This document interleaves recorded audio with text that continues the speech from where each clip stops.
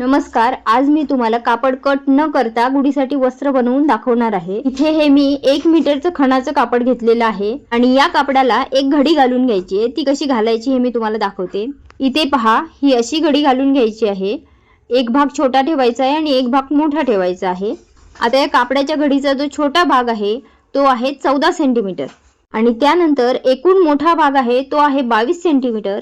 शिवाय कापडाच्या दोन्ही काठांमधील जे अंतर आहे ते आहे 8 सेंटीमीटर। आपल्याला या एवढ्या अंतराने घडी घालून घ्यायची आहे। आता या कापडाला मी घडी घातलेली आहे। आता या कापडाच्या आपण निऱ्या पाडायच्या आहेत। तुम्ही या कापडाच्या प्लेट्स अशा प्रकारे सुद्धा करू शकता। हे मी जसं दाखवत आहे त्या प्रकारे सुद्धा तुम्ही कापडाच्या प्लेट्स करू शकता किंवा मग तुम्ही साडीला जशा निऱ्या काढता त्या पद्धतीने सुद्धा या कापडाला तुम्ही प्लेट्स करू शकता। तुम्हाला जसं सोपं वाटेल तसं तुम्ही या कापडाला प्लेट्स करायचे आहेत। तुम्हाला माहित आहे का, गुढीसाठी जे आपण वस्त्र वापरतो ते नवीन असतं आणि दरवर्षी आपण गुढीसाठी नवीन वस्त्रच वापरतो। पण मग म्हणून ते वस्त्र कट करून गुढीला वापरायचं हे मला पटत नाही आणि म्हणून मी तुम्हाला इथे कापड कट न करता त्यापासून हे वस्त्र बनवून दाखवलेलं आहे। म्हणजे गुढीपाडवा झाल्यानंतर हे वस्त्र तुमच्या उपयोगी येईल। तर हे पहा, जशा आपण साडीला निऱ्या काढतो त्या पद्धतीने सुद्धा अशा प्रकारे तुम्ही या कापडाच्या प्लेट्स करू शकता। आता निऱ्या पाडून झालेल्या आहेत आणि आता या निऱ्या आपण हाताने व्यवस्थित करून घ्यायच्या आहेत।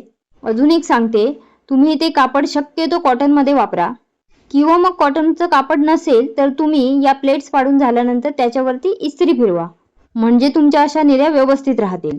तर या ज्या निऱ्या आहेत त्या आपल्याला अशा नाही ठेवायच्या आहेत, आपल्याला पसरून घ्यायच्या आहेत आणि त्या कशा पसरायच्या हे मी तुम्हाला दाखवते। हे पहा, प्रत्येक निरीला आपण अशा प्रकारे सेपरेट करायचं आहे। एका समोर एक ठेवायचं आहे आणि थोडं पसरून घ्यायचं आहे।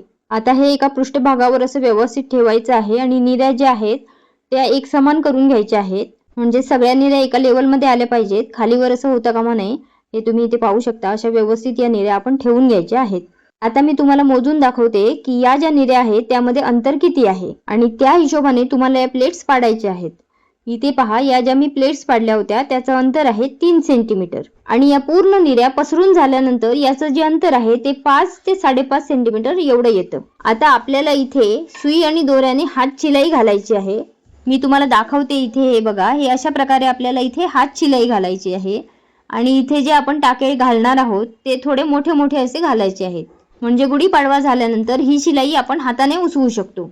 इथे संपूर्ण प्लेट्स वरती हे टाके आपण घालून घेतलेले आहेत आणि शेवटी एक गाठ मारून घेतलेली आहे। आणि आता इथे या वस्त्राला आपण पॉकेट बनवणार आहोत।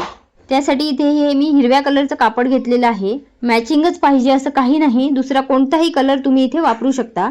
याची साईज पहा, 6.5 बाय 7 सेंटीमीटर एवढी आहे। थोडं मोठं घेतलं तरी सुद्धा चालू शकतं, कारण हे जे पॉकेट आहे ते आपल्याला मागच्या बाजूला बनवायचं आहे। तर वस्त्राच्या फ्रंट बाजूवर हे कापड आपण असं ठेवून घ्यायचं आहे आणि दोन्ही साईडला 1-1 सेंटीमीटर जागा सोडायची आहे। आणि या कापडाला सुद्धा आपण पहिल्यांदा जशी केली तशी हात शिलाई करून घ्यायची आहे। मी इथे टाके जरा मोठे मोठेच टाकलेले आहेत, कारण गुढीपाडवा झाल्यानंतर हे टाके आपल्याला सहज हाताने उसवता येतील या हिशोबाने मी इथे टाके टाकलेले आहेत।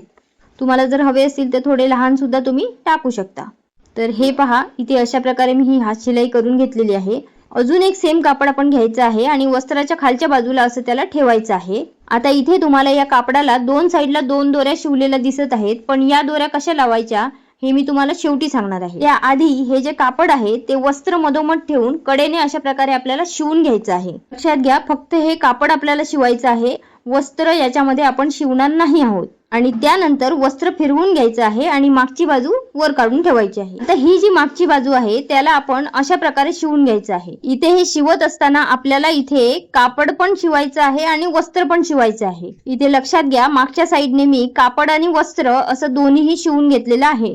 इथे मागच्या बाजूला हात शिलाई घालत असताना आपल्याला वस्त्राचा थोडा थोडा भाग त्या सुईमध्ये घ्यायचा आहे आणि कापडाला अटॅच करून अशा प्रकारे हे शिवून घ्यायचं आहे। इथे शिवून झाल्यानंतर आपली जी वस्त्राची मागची बाजू आहे ती अशी दिसेल, हे पहा अशा प्रकारे। आणि यानंतर आपल्याला हे वस्त्र पलटून घ्यायचं आहे। आता फ्रंट साईडने आपल्याला हे पॉकेट असं ओपन करून घ्यायचं आहे, छान असं व्यवस्थित ओपन करून घ्यायचं आहे, म्हणजे जे आपण पॉकेट बनवलेलं आहे ते असं मागच्या बाजूला जातं। आणि आता हे पॉकेट बनवून झाल्यानंतर आपल्याला ही दोरी जी आहे ती लावायची आहे। मी इथे कापड शिवत असताना आधी दोरी लावली होती, पण ही अशी लावायची नाही आहे। ती कशी लावायची हे मी तुम्हाला आता सांगते। आपलं जे मागचं पॉकेट आहे ते असं वर काढून ठेवायचं आहे आणि मागच्या बाजूने आपल्याला ही दोरी लावायची आहे। इथे पहा, अशा प्रकारे ही दोरी आपण लावणार आहोत। दोरीला असं फोल्ड करायचं आहे आणि दोरी आपण कापडाच्या कडेला ठेवून दोरीचं जे टोक आहे ते आपण बाहेर काढायचं आहे आणि अशा प्रकारे ती दोरी आपण शिवून घ्यायची आहे। हे पहा, कापडाच्या दोन्ही बाजूला आपण अशा प्रकारे ही दोरी शिवून घ्यायची आहे आणि ही जी दोरी शिवलेली आहे ती वस्त्राच्या मागच्या बाजूला शिवलेली आहे। इथे तुम्ही दुसरी कोणतीही दोरी शिवण्यासाठी वापरू शकता। आणि हे पहा, हे आपलं पॉकेट अशा प्रकारे वस्त्राच्या मागच्या बाजूला बनवून तयार आहे। आता जर तुम्हाला अजून याला छान डिझाईन करायची असेल तर तुम्ही या कापडाच्या कडेने लेस सुद्धा लावू शकता, म्हणजे अजून छान लुक येईल। पण मी इथे यासाठी लेस लावलेली नाही आहे, कारण आपण जेव्हा याचे धागे उसवणार त्यावेळी जर कडेने आपण लेस लावली तर ते धागे उसवताना कापडाचे धागे पण उसवले जातील आणि म्हणूनसाठी मी इथे लेस लावलेली नाही। तर आता हे आपलं वस्त्र छान असं बनवून तयार आहे आणि हे जे वस्त्र आहे ते गुढीवर कसं लावायचं हे मी तुम्हाला आता दाखवते। हा आहे वस्त्राच्या मागचा भाग, तिथे आपण पॉकेट बनवलं आणि त्या ठिकाणी अशा प्रकारे आपल्याला गुढी लावून घ्यायची आहे। इथे पुन्हा पहा, अशी ही गुढी आपण लावून घ्यायची आहे आणि त्यानंतर गुढीवरती आपण तांब्या ठेवून घ्यायचा आहे। इथे मी तुम्हाला सिंपल दाखवते आहे की आपली गुढी नेमकी कशी दिसेल। इथे अशा खूप सारे प्लेट्स आहेत आणि गुढी अगदी सुंदर दिसत आहे। तर हे कापड कट न करता गुढीसाठी वस्त्र बनवण्याची पद्धत तुम्हाला कशी वाटली मला कमेंट करून पटकन सांगा। व्हिडिओला लाईक करा आणि अशा छान छान व्हिडिओसाठी चॅनलला सबस्क्राईब करा। पुन्हा भेटूया अशाच एका सुंदर व्हिडिओमध्ये। धन्यवाद।